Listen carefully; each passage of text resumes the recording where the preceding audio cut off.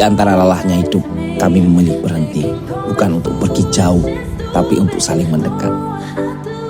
Inilah cerita tentang camping perdana kami. Pertama kali bermalam di alam terbuka, dikelilingi hamparan kebun teh dan udara yang menyenangkan.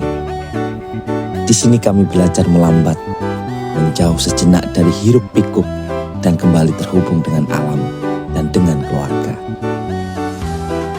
Camping bukan sekedar liburan, anak-anak belajar berani dan mandiri.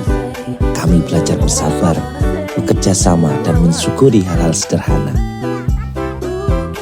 Pengalaman pertama ini mengajarkan kami satu hal. Kebahagiaan bukan tentang tempat mewah, tapi tentang kebersamaan. Dan dari Pinus Eco Park, cerita camping keluarga kami.